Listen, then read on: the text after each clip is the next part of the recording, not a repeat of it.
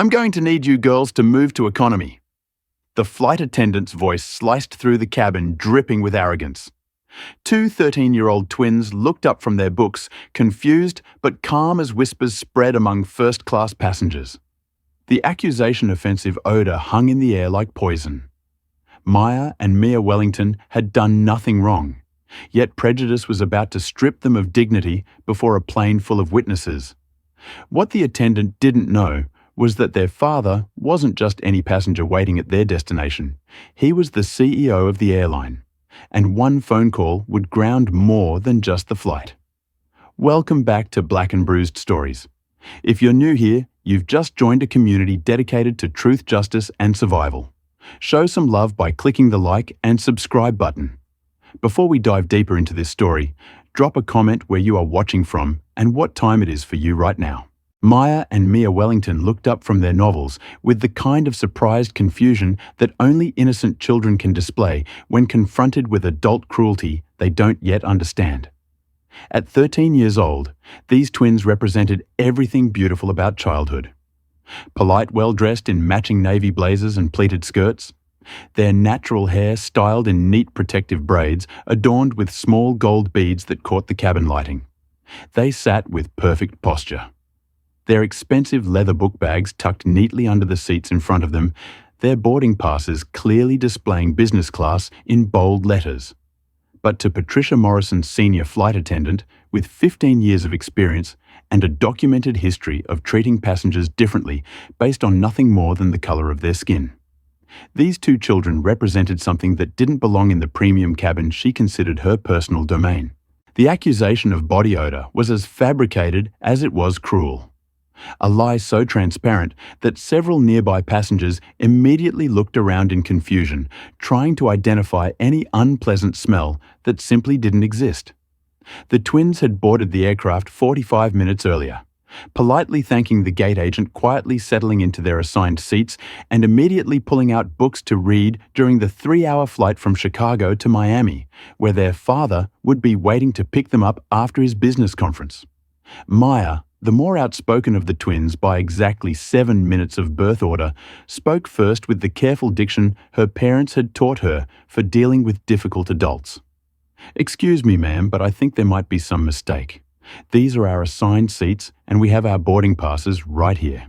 She held up the printed documents with the same precision her father used in boardroom presentations, though she had no idea that her calm professionalism in the face of discrimination was being witnessed by dozens of passengers who would soon understand they were watching something far more significant than a routine seating dispute. Patricia's expression hardened at being questioned by a child, her prejudices flaring at the audacity of these young black girls who dared to challenge her fabricated authority. In her 15 years of airline service, she perfected the art of disguising racial bias as legitimate passenger management, targeting families and individuals who she believed couldn't or wouldn't fight back against her discriminatory treatment. "Little girl, I don't need to see your boarding passes." Patricia snapped her voice loud enough to draw attention from passengers throughout the first-class cabin. "I have multiple passenger complaints about hygiene issues, and it's my responsibility to ensure the comfort of all travelers on this aircraft. You and your sister need to collect your things and move to the back of the plane where you'll be more comfortable." The lie hung in the air like poison, so obviously false that it insulted the intelligence of everyone within hearing distance. Mrs. Chen, an elderly woman in seat 1C, looked up from her crossword puzzle with genuine bewilderment. "I'm sorry, but what odor?" she asked, a voice carrying the authority of someone unaccustomed to being ignored. "I've been sitting right here since boarding and I haven't noticed any unpleasant smells. These young ladies have been perfectly quiet and well behaved." A businessman in seat 3A nodded in agreement, folding his newspaper with the decisive gesture of someone preparing to get involved in a situation that was clearly wrong. "I have to agree with Mrs. Chin. There's no odor that I can detect, and these children have been model passengers since they boarded." But Patricia was too committed to her discriminatory course of action to be deterred by contradictory evidence from actual witnesses. She'd learned over the years that passengers rarely challenged flight crew authority directly, And she'd grown comfortable with the power dynamics that allowed her to treat certain families, particularly minority families, however her prejudices dictated. Mia, who typically let her sister handle confrontational situations, surprised everyone by speaking up with a quiet confidence that belied her 13 years. "Ma'am, our daddy always told us to be respectful to airline crew, but he also taught us about passenger rights. He said that if anyone ever tried to move us from seats we paid for, we should ask to see the specific complaints in writing and request to speak with the captain." The words hit Patricia like a slap, revealing that these weren't just random children she could intimidate with her manufactured authority. These were young girls who had been educated about their rights as passengers, who understood airline policies well enough to challenge discriminatory treatment, and who possessed a level of composure that suggested they came from a family that wouldn't quietly accept prejudicial behavior. "Your daddy." Patricia's voice dripped with condescension as she bent down to eye level with the twins, her body language radiating the kind of aggressive intimidation that would have terrified most 13-year-olds. "And what exactly does your daddy do that makes him such an expert on airline regulations?" Maya and Mia exchanged a glance, the kind of wordless communication that only twins share. A split-second conversation that conveyed both their growing understanding that this woman was treating them unfairly and their mutual decision to handle the situation exactly as their father had taught them. "Our daddy works in the airline industry," Maya said simply, her voice steady despite the growing attention from other passengers who were beginning to realize they were witnessing something more serious than a seating mix-up.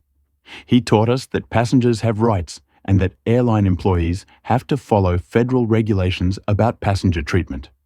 The mention of federal regulations and passenger rights sent a chill through Patricia's confidence, though her prejudiced assumptions prevented her from recognizing the warning signs that she might be dealing with children who understood the aviation industry far better than she'd anticipated. Around the business class cabin, other passengers were beginning to pull out their phones, instinctively recognizing that they were witnessing the kind of incident that needed to be documented. A young mother in seat 4B started recording, her protective instincts activated by watching two children face adult discrimination. A college student in seat 5A began live streaming to his social media followers, his commentary already generating comments from viewers who were outraged by what they were seeing. "Federal regulations," Patricia laughed, a harsh sound that carried no humor and plenty of contempt. "Well, aren't you two little lawyers? Let me explain something about federal regulations. I'm the senior flight attendant on this aircraft, which means I have the authority to reseat passengers when their presence creates comfort issues for other travelers. And I'm telling you that you're creating a comfort issue." Mrs. Chun couldn't contain herself any longer. "This is absolutely ridiculous," she declared, her voice carrying the moral authority of someone who had raised 5 children and wasn't about to watch adults bully kids. "I've been on thousands of flights in my 78 years, and I have never seen anything as disgraceful as a grown woman harassing 2 well-behaved children with fake complaints. These girls haven't done anything wrong." The businessman in 3A was already on his phone, and Patricia caught a glimpse of him typing what looked like a complaint or incident report. "I'm documenting this entire interaction," he announced to the cabin. "This is clearly discriminatory behavior, and these children are handling it with more maturity than the adult who's supposed to be serving them." Patricia felt her fabricated authority beginning to slip away as more passengers voiced their support for the twins and their criticism of her behavior. But instead of recognizing that her discriminatory actions were being exposed by multiple witnesses, instead of backing down from a course of action that was clearly wrong, she doubled down on her prejudiced assumptions and escalated the situation in a way that would soon cost her everything. "Ladies and gentlemen," she announced loudly enough for the entire first-class section to hear, "I don't need passengers to tell me how to do my job. These girls are going to move to economy class where they belong, and if they refuse, I'll have the captain make that decision for them." The phrase "where they belong" hit the cabin like an explosion, stripping away any pretense that this was about passenger comfort or airline policies. Patricia had just revealed the racist foundation of her entire approach.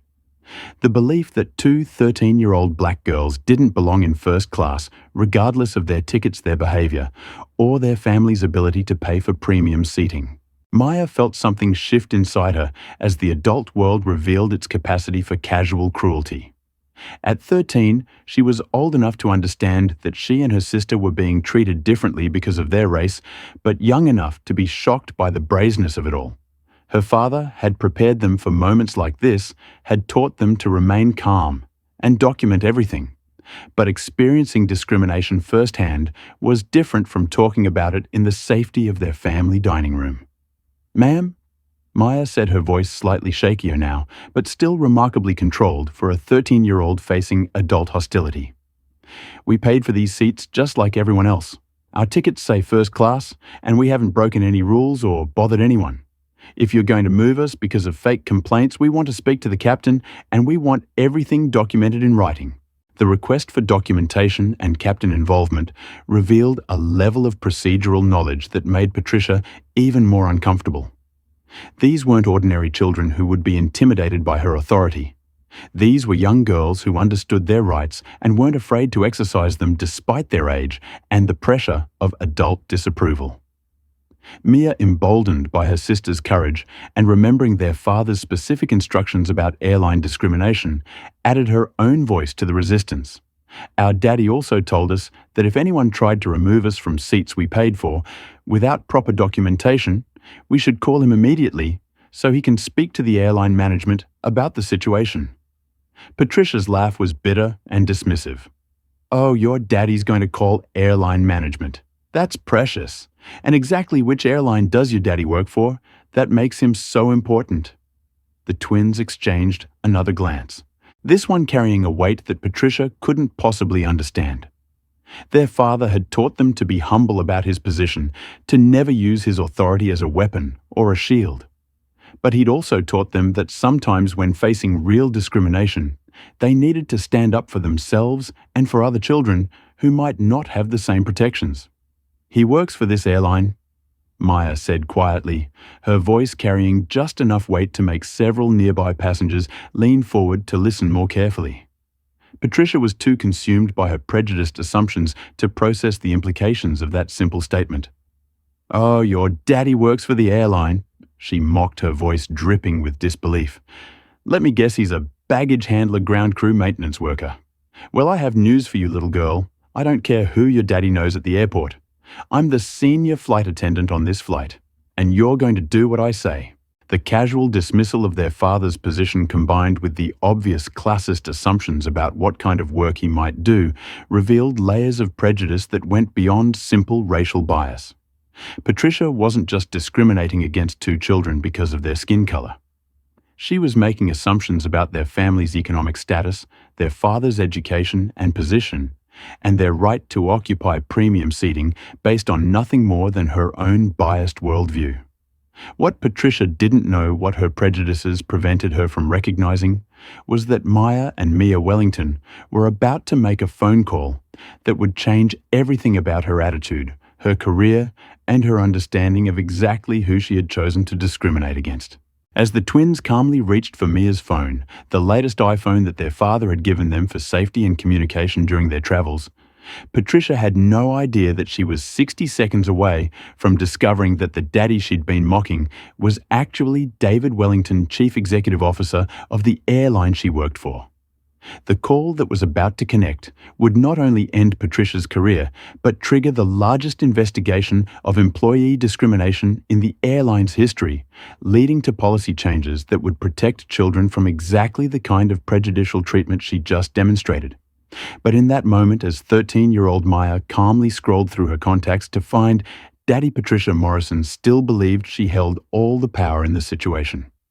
She still thought she was dealing with two ordinary children who could be intimidated, moved, and dismissed without consequences. She was about to learn how catastrophically wrong her assumptions had been.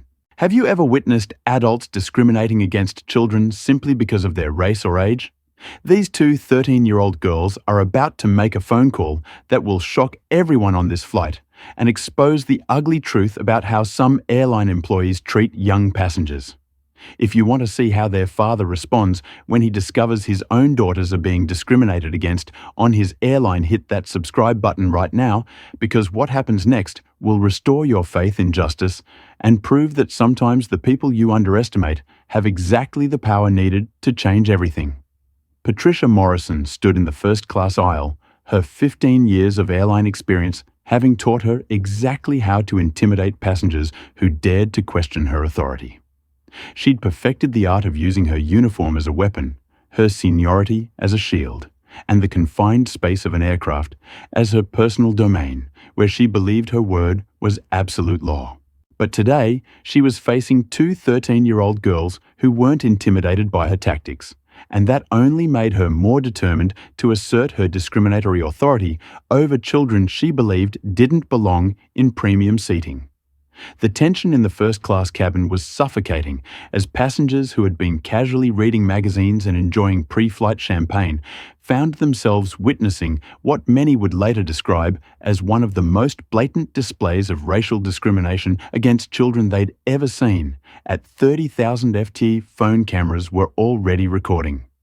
Social media posts were being drafted, and the moral outrage was building among adults who couldn't believe they were watching a grown woman systematically harass two well-behaved teenagers. Let me make this very clear to you girls. Patricia announced, her voice loud enough to carry throughout the premium cabin. I have received specific complaints from multiple passengers about hygiene issues, and federal aviation regulations require me to address passenger comfort concerns immediately. This isn't personal. This is policy. The lie was so transparent that it insulted the intelligence of everyone within hearing distance.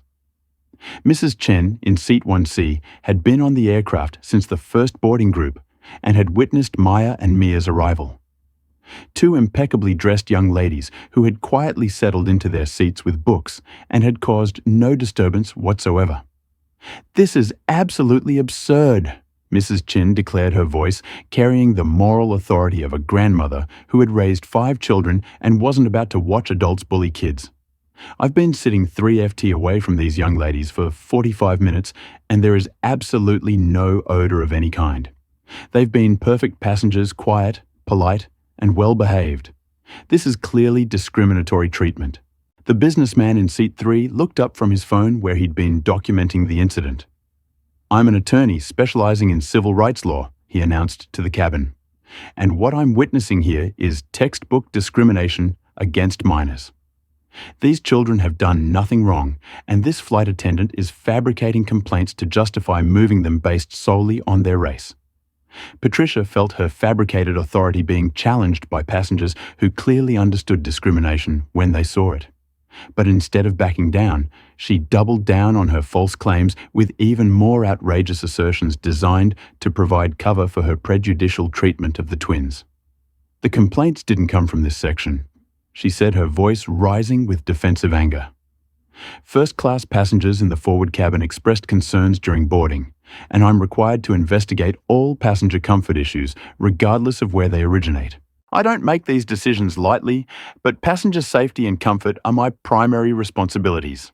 Maya, who had been quietly observing the adults around her, defended her, and her sister spoke up with the careful precision her father had taught her for dealing with discriminatory situations. "Ma'am, could you please provide us with the names of the passengers who complained, the specific nature of their complaints, and the documentation you're required to maintain for passenger removal decisions under federal aviation law?" The question hit Patricia like a thunderbolt. This 13-year-old girl was using technical aviation terminology, referencing federal regulations, and requesting documentation with the same precision that corporate lawyers used in discrimination lawsuits. Mia's knowledge of passenger rights and airline obligations suggested she came from a family that understood the aviation industry at levels that exceeded Patricia's own training. "I don't have to provide documentation to passengers," Patricia stammered, but her voice lacked the conviction it had carried just moments earlier when she'd felt confident in her ability to intimidate 2 children. "Actually, under CFR Title 14, Section 382, you do," said Mia quietly, her voice carrying knowledge that made several nearby passengers lean forward in surprise. Airlines are required to provide specific documentation for any passenger removal, including the regulatory basis for the action and the factual justification for discriminatory treatment. Our daddy taught us about passenger rights because he said some people might try to treat us unfairly. The mention of specific federal aviation regulations by a 13-year-old girl sent shockwaves through the cabin. Passengers exchanged glances of amazement, recognizing that they were witnessing something extraordinary. Children who possessed knowledge of airline operations that exceeded that of the flight attendants supposedly serving them. Patricia's face flushed red as she realized she was being outmaneuvered by teenagers who understood federal aviation law better than she did. Her 15 years of discriminatory behavior had never prepared her for passengers, especially child passengers, who could challenge her authority with precise legal citations and procedural requirements. "You little girls think you're smart with your legal terminology." Patricia snapped her professional mask, slipping to reveal the ugly prejudice underneath. "But I've been doing this job since before you were born. I know how to handle disruptive passengers who refuse to follow airline policies." Disruptive. The college student live streaming from seat 5A looked up from his phone where thousands of viewers were watching the discrimination unfold in real time. These kids have been sitting quietly reading books for the entire boarding process. The only disruption I see is a flight attendant harassing children based on their race. The young mother recording from seat 4B nodded emphatically. "I have 3 kids of my own, and if anyone treated my daughters like this, there would be serious consequences. This is absolutely unacceptable behavior from an airline employee."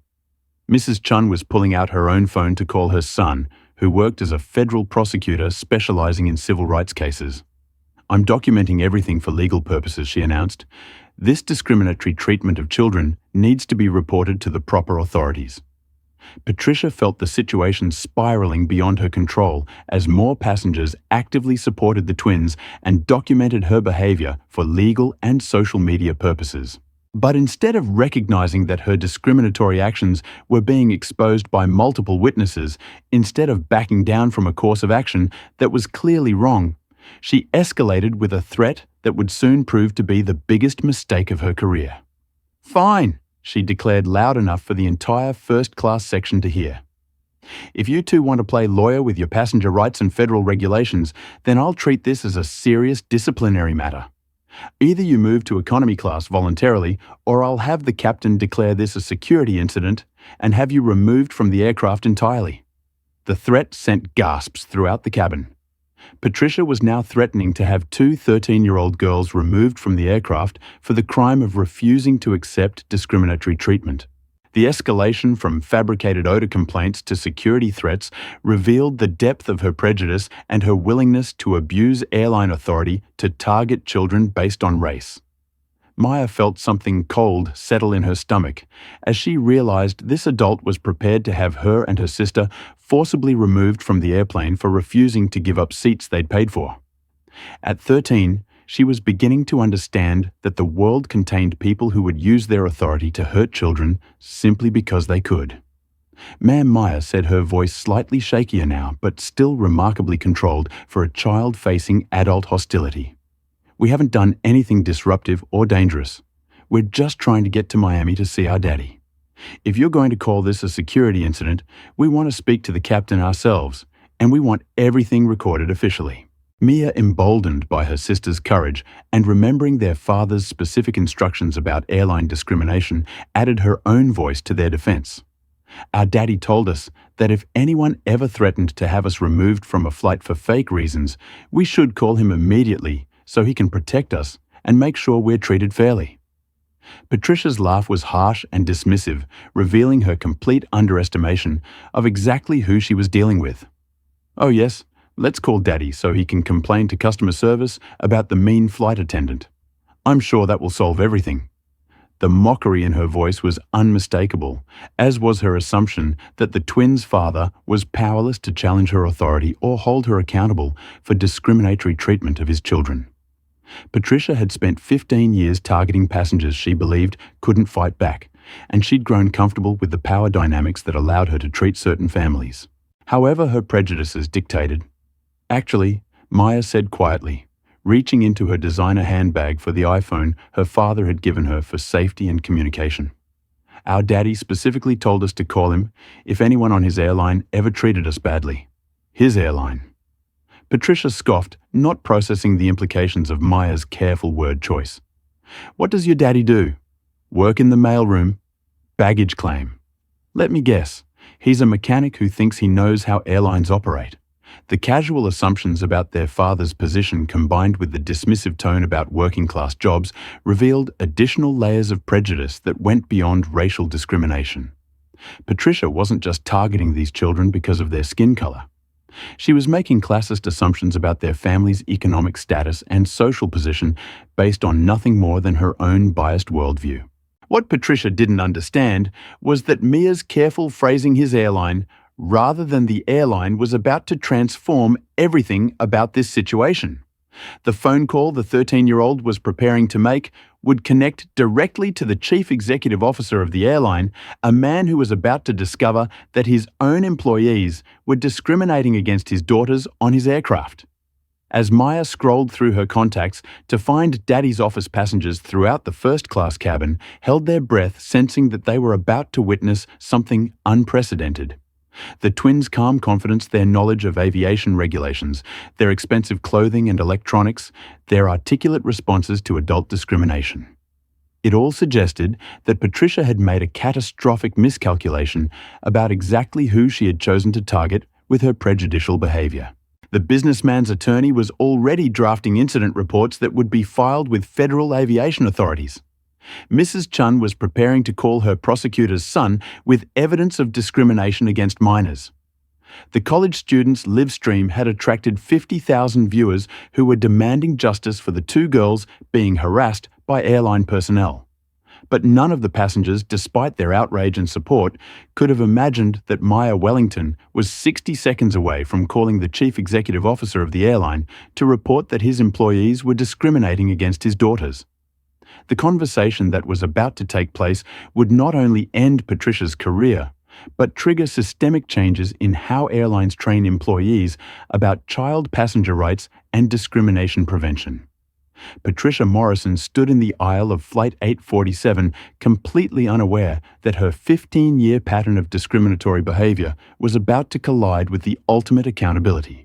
A father's protective fury combined with corporate authority that could transform her actions into a company-wide case study of what happens when employees target the wrong children with their prejudices. The phone in Maya's hand was about to connect to a conversation that would change everything. Not just for Patricia, but for every airline employee who might think they can discriminate against passengers with impunity.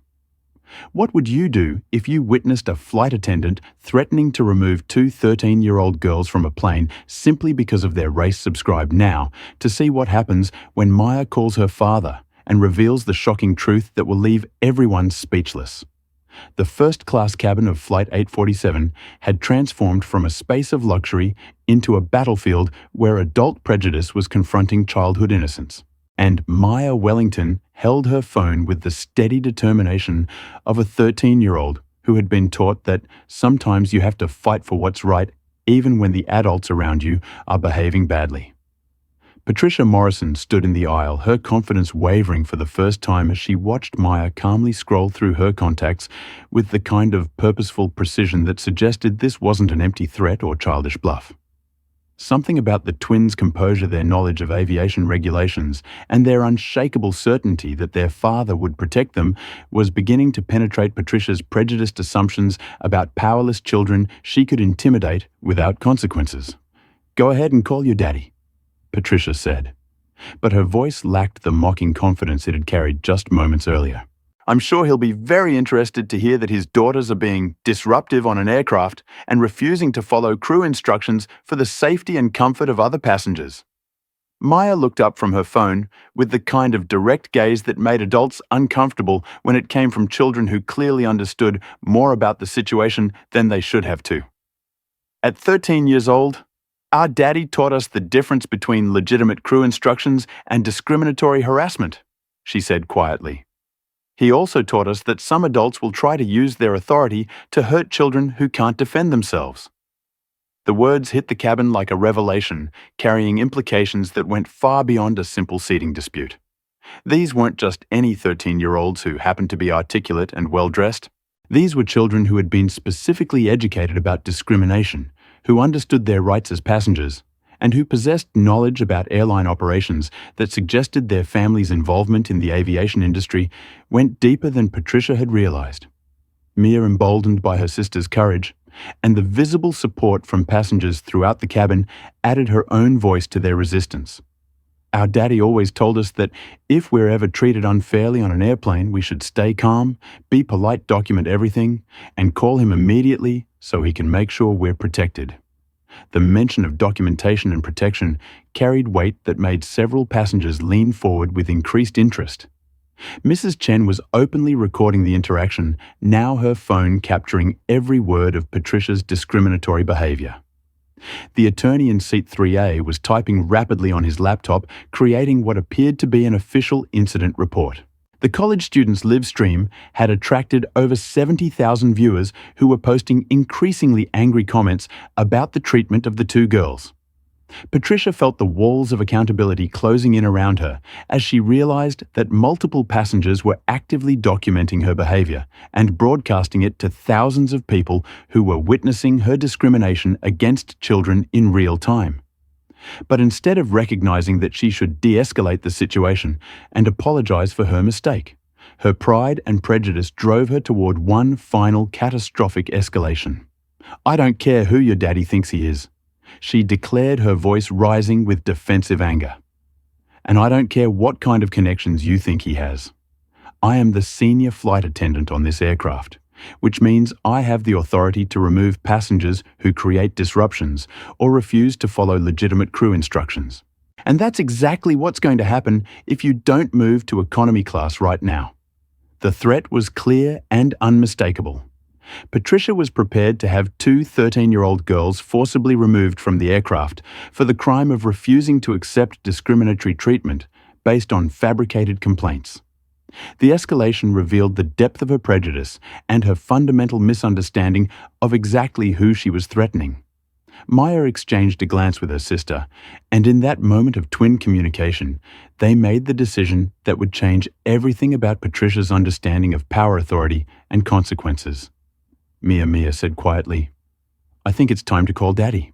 She pressed the contact labeled Daddy's office and held the phone to her ear while Patricia watched with a mixture of curiosity and disdain, still convinced that she was about to hear a 13-year-old complain to her father about a mean flight attendant who would have no power to challenge airline authority or hold employees accountable for their behavior. The phone rang twice before a familiar voice answered with a warm tone reserved for calls from his daughters. "Maya, sweetheart, is everything okay? You should be in the air by now." Maya's voice remained steady, despite the emotion she felt at hearing her father's protective concern. "Hi, Daddy. We're still on the ground in Chicago, and we're having a problem with one of your flight attendants. She's trying to make us move to economy class because she says passengers complained about our body odor, but that's not true. She's being mean to us, and she won't listen when we tell her about passenger rights." The words, "your flight attendants," hung in the air like a bomb waiting to explode. Though Patricia was too focused on her dismissive assumptions about powerless parents to process the implications of Mia's specific phrasing, she says passengers complained about us, but the other people in first class say, "That's not true, and they're recording everything because they think she's discriminating against us because we're black. She threatened to have us removed from the plane if we didn't give up our seats." Patricia could hear the deep male voice responding through the phone, but couldn't make out the specific words. What she could detect was a tone that was shifting from paternal concern to something much more serious and authoritative. "What's the flight attendant's name, sweetheart?" the voice asked, now audible to anyone standing close to Maya.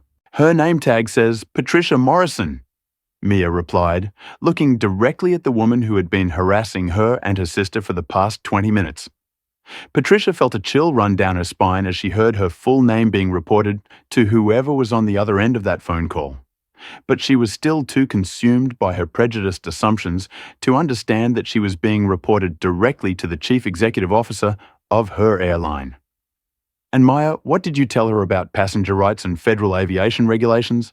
I told her what you taught us about CFR Title 14 and passenger removal requirements.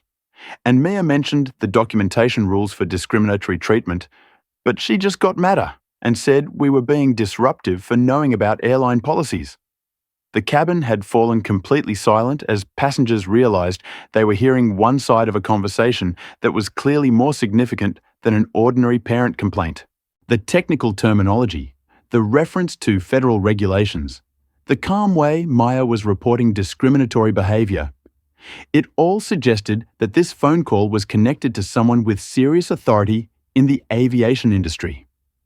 Daddy Maya continued, her voice still steady, but carrying the slight tremor of a 13-year-old who was trying to be brave while facing adult cruelty. She keeps saying we don't belong in first class and that we have to move where we belong. She's being really mean, and all the other passengers are upset about how she's treating us.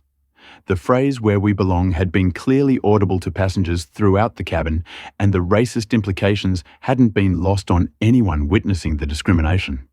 Mrs. Chen was shaking her head in disgust. The attorney was typing furiously, and the college student was providing live commentary to his increasingly outraged audience. Patricia watched Mia's face as she listened to her father's response, and for the first time, she noticed something that made her stomach clench with the first stirrings of real concern. The 13-year-old's expression was shifting from worried to relieved to something that looked almost like anticipation. "Okay, Daddy, I'll tell her," Maya said, and then looked up at Patricia with the kind of direct gaze that suddenly made the flight attendant feel very uncomfortable about the entire situation. "My daddy wants to speak with you," Maya said, simply holding out the phone with the calm confidence of a child who knew that adult authority was about to shift dramatically in her favor. Patricia took the phone with hands that were beginning to shake slightly, though she couldn't quite identify why she was feeling nervous about talking to the father of 2 children she'd been harassing with impunity just minutes earlier. "Hello?" she said into the phone, trying to maintain her professional demeanor while speaking to what she assumed was an angry parent who would have no real power to challenge her authority or hold her accountable for discriminatory behavior. Ms. Morrison, the voice on the other end, was calm, measured, and carried an authority that made Patricia's blood run cold. "This is David Wellington, Chief Executive Officer of the airline you work for. You have just spent 20 minutes discriminating against my daughters based on fabricated complaints, false accusations, and racial prejudice. You have threatened to remove 2 13-year-old girls from an aircraft for refusing to accept treatment that violates every civil rights policy this company has ever implemented." The words hit Patricia like a series of physical blows, each phrase carrying implications that destroyed her understanding of the situation and her place within it. "Chief Executive Officer, my daughter's civil rights violations." The twins she'd been harassing weren't just ordinary passengers. They were the children of the man who owned the airline, who could end her career with a single phone call, who was now personally aware of every discriminatory action she'd taken. Patricia felt her legs go weak as the magnitude of her mistake crashed over her like a tsunami. She hadn't just discriminated against 2 random children. She had systematically harassed, threatened, and attempted to remove the daughters of the chief executive officer of her airline, documenting her own racist behavior in front of dozens of witnesses who were recording everything for legal and social media purposes. "Mr. Wellington, I didn't know. I was just following airline policy for passenger comfort." She stammered, but the words sounded hollow, even to her own ears. "You are following no policy that exists at this airline." David Wellington's voice cut through her excuses with surgical precision. "You fabricated passenger complaints, engaged in discriminatory treatment of minor passengers, threatened removal based on false accusations, and revealed racial bias that violates federal civil rights law and every principle this company stands for." The COS words were audible to passengers throughout the cabin who were witnessing the moment when discriminatory behavior met ultimate corporate accountability. The attorney was already preparing federal civil rights complaints. Mrs. Chun was calling her prosecutor's son with evidence of discrimination against the So Children, and the college students' audience had grown to over 100,000 viewers who were watching corporate justice unfold in real time. Patricia realized that her 15 years of discriminatory behavior had finally targeted the wrong children, and the consequences were about to be swift, severe, and permanent. Have you ever seen discrimination backfires so spectacularly when the wrong family was targeted? Subscribe now to witness what happens when the CEO of an airline discovers his employees have been harassing his own daughters. The fallout will shock you. The silence in the first-class cabin was deafening as Patricia Morrison held the phone with trembling hands, her entire world collapsing around her as she processed the reality that she had just spent 20 minutes systematically discriminating against the daughters of the chief executive officer of her airline. The man on the other end of the call wasn't just any angry parent. He was David Wellington, the person who controlled every aspect of her employment, her career, and her future in the aviation industry. Ms. Morrison. David Wellington's voice continued with the calm authority of someone accustomed to making decisions that affected thousands of employees and millions of passengers. I want you to understand something very clearly. In the 15 minutes since my daughters called me, I have reviewed your employment file, your passenger complaint history, and the pattern of discriminatory behavior that has been documented against you over the past several years. Patricia felt the blood drain from her face as she realized that her pattern of targeting minority passengers had been tracked and documented in corporate files she'd assumed were either ignored or forgotten. Her systematic racism hadn't gone unnoticed. It had been building toward exactly this kind of catastrophic confrontation with accountability. According to airline records, Wellington continued his voice carrying the weight of corporate authority that could destroy careers with a few keystrokes. You have been involved in 17 passenger removal incidents over the past 5 years. 14 of those incidents involved minority passengers. 12 resulted in complaints to the Department of Transportation. And now you've targeted my daughters with the same discriminatory behavior that has made you a liability to this company and a violation of our civil rights commitments. The passengers in the first-class cabin were listening to corporate justice unfold in real time, witnessing the moment when systematic discrimination met ultimate accountability. Mrs. Chen was openly weeping with relief that someone with real power was finally holding an employee accountable for racist behavior. The attorney was documenting everything for what would become landmark civil rights litigation. The college students' live stream audience had grown to over 200,000 viewers who were watching the most dramatic example of workplace consequences they'd ever seen. But sir, I was just following standard procedures for passenger comfort complaints. Patricia stammered, her voice shaking, as she tried to salvage a career that was already over. I received reports about hygiene issues, and I was addressing them according to airline policy. You received no reports. Wellington's voice cut through her lies with surgical precision. I have access to all passenger communications crew reports and incident documentation for this flight. There were no complaints of any kind about my daughters. You fabricated those reports to justify discriminatory treatment based on racial prejudice, and you did it in front of dozens of witnesses who have been recording your behavior? The brutal honesty of his assessment left no room for denial or excusum. Patricia had been caught in her lies by someone with access to all airline records, all employee communications, and all passenger feedback systems. Her fabricated complaints about odor had been exposed as racist fiction by the person with ultimate authority to verify or disprove her claims. Maya and Mia sat in their seats, watching the adult who had been harassing them face consequences for discriminatory behavior they shouldn't have had to endure at 13 years old. Their father's protective fury was being channeled through corporate authority that would ensure Patricia's racism would have permanent repercussions extending far beyond this single incident. Furthermore, Wellington continued, his voice taking on the tone of an executive delivering a termination decision. My daughters report that you use the phrase "where they belong" when ordering them to move to economy class. That language reveals racial prejudice that violates federal civil rights law and every anti-discrimination policy this airline has implemented. You have exposed this company to massive civil rights litigation while traumatizing 2 children who were traveling alone under our care. Patricia's knees buckled as she realized that her racist language had been reported directly to the CEO by his own daughters, creating an unimpeachable record of discriminatory intent that would be used in federal civil rights prosecutions and civil lawsuits that could cost the airline millions of dollars. Mr. Wellington, please. I've worked for this airline for 15 years. I made a mistake, but I can learn from this and do better. Please don't end my career over one incident. Patricia begged, her voice breaking as she recognized that her systematic racism had finally met consequences she couldn't escape or minimize.